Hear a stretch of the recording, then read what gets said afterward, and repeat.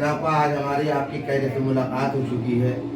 आपने पहली दफ़े बुलाया था, कम से कम 70-80 बच्चियों की एक आपने बुला के मीटिंग कराई थी, जिसमें बच्चियां सिलाई कढ़ाई उस पर ख़ास तौर से तमाम बच्चियों का आपने एक जिम्मेदारी दे रखी है। आपने, आपकी बेटी ने, आपके पूरे परिवार ने, बड़ा अच्छा काम है, इन्हें काम है।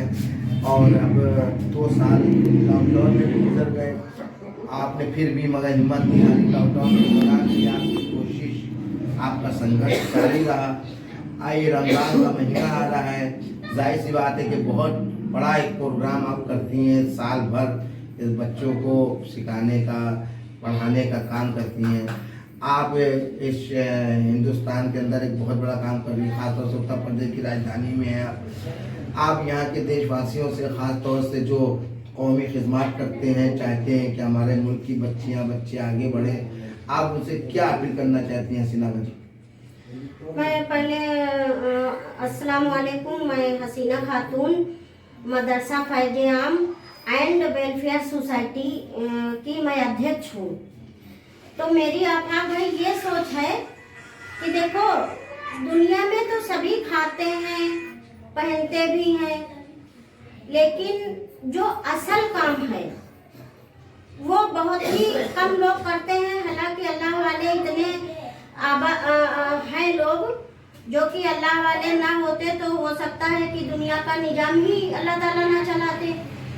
अल्लाह ताला किसी के मोहताज नहीं है, ना मेरे मोहताज है, ना किसी के मोहताज है। अल्लाह ताला चाहे तो जिससे भी अपनी रहमत से काम ले ले।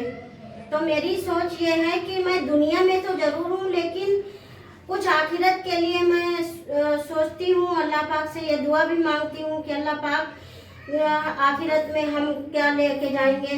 तो ये सोच है हमारी। तो इसी वजह से मैं जो कुछ कर पाती हूँ, बहरहाल जो मेरा लड़का करता है, लड़की करती है, या मेरा पूरा परिवार मिलके करते हैं। तो अभी तक किसी के द्वारा ना मुझे प्राइवेट मदद मिली है और ना ही तो कोई सरकारी मदद मिली है। अब ये मुझे कम से कम 15-16 साल हो गए हैं करते हुए। कई लड़कियां हमारी यहाँ से पढ़ती हैं, कम से कम 75 लड़की हर वक्त रहती है यहाँ पे, पढ़ती है और काम भी सीखती है। उसके बावजूद भी मैं और भी काम करती हूँ, जैसे कि कोई बीमार हो गया, अब वो साहिबे निसाब नहीं है, उसके पास में इलाज के लिए पैसे नहीं है, तो उसको सरकारी हॉस्पिटल ले जाना। जैसे कोई औरत बीमार हुई या कोई बेवा है, किसी के बच्चे छोटे हैं, उनकी पढ़ाई का हिसाब किताब देखना। तो बहरहाल जो भी हो पाता है तो करती हूँ, लेकिन अकेले मैं कब तक करती रहूंगी, क्योंकि ये जो इदारे चलते हैं ये सबके ताउन से चलते हैं। ये अकेले किसी की औकात नहीं है। और वो भी मेरे जो मैं इतना गरीब हूँ, मेरी औकात खुद नहीं है कि मैं चला सकूं। तो मैं अपील से ये मतलब अपील कर रही हूँ सभी लोगों से, अपने बड़े भाई से, छोटी बहनों से, या मेरी वालिदा के दाखिल जो हूँ, सबसे मेरी अपील यही है कि आए यहाँ और यहाँ आकर लोग देखें। जब उनको ऐसा लगे कि हाँ ये लड़की कुछ अल्लाह के डर से काम कर रही है, तभी वो लोग कुछ इसमें ताउन करें और बढ़ चढ़कर हिस्सा लें, मेरा अरमान पूरा करें। क्योंकि मेरा अरमान दुनियावी है नहीं। अगर दुनियावी होता तो फिर मैं बिजनेस माइंडेड भी हूँ, ऐसा नहीं है। मैं चिकन डिजाइनर हूँ तो मैं अपना काम करके खा सकती थी, लेकिन हमारी सोच ये नहीं है कि हम ही अकेले खा लें, और या मतलब दुनिया की सोच नहीं है हमारी। और तो इसीलिए भाई हम सबसे अपील करते हैं कि आए कोई और यहाँ पे देखे, और देख के अगर लगता हो कि हकीकत में हम अल्लाह के डर से काम कर रहे हैं, तो वो लोग हमारी मदद करें और इस इस्लाही काम में हिस्सा ले बढ़ जाए। हमारा आखिरी सवाल आपसे ये है कि अभी आपने बताया कि जो बच्चियां आपके यहाँ पढ़ती हैं, गरीब बच्चियां पढ़ती हैं, उनकी कुछ आपके पास कागज आए रमज़ान की मदद के लिए, रमज़ान की मदद के लिए आए कि वो बच्चियां रोज़े से रहती हैं, वो गरीब घर की बच्चियां हैं, तो उसके बारे में लोगों से क्या अपील करेंगी आप? अरे उसके बारे में तो हम लोगों से अपील करते हैं कि आए, और यहाँ हम लोग घरों में औरतों के जाते हैं तो देखते हैं कि अभी 12 साल का एक किस्सा मैं आपको बता रही हूँ कि वो लड़की आई थी मेरे घर, तो वो जब पलट के गई है तो यहाँ से तंदूरी रोटी 2 लेके गई थी, और देखी जाके अपने घर में कि रोजा खोल के पानी से वो लोग लेते हुए थे। बच्चों को सुला चुकी थी वो औरत। किसी के शौहर खत्म हो गए हैं,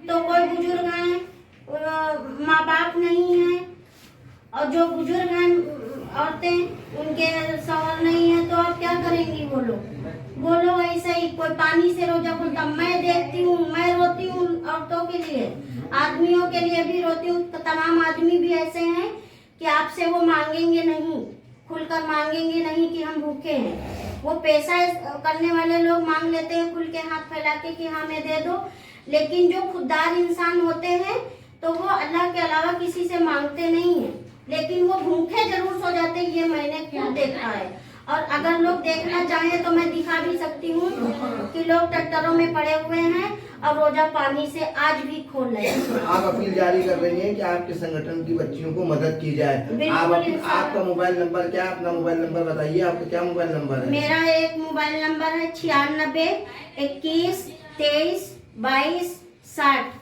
एक मोबाइल नंबर है हमारा 93 35 12 71 47। इस नंबर के जरिए आपसे कांटेक्ट लोग कर सकते हैं? हाँ, कांटेक्ट कर सकते हैं, और यही हमारा नंबर है। और मदद के लिए हमारी अपील है सभी लोगों से, क्योंकि मुझे मीडिया पे ज्यादा बोलना नहीं आता, क्योंकि जो अल्लाह के डर से काम करता है तो वो मीडिया पे क्या बोल पाएगा, क्योंकि उसको दुनियादारी से मतलब ही नहीं होता, तो दुनिया की बातें मैं क्या बोल पाऊँ यहाँ पे।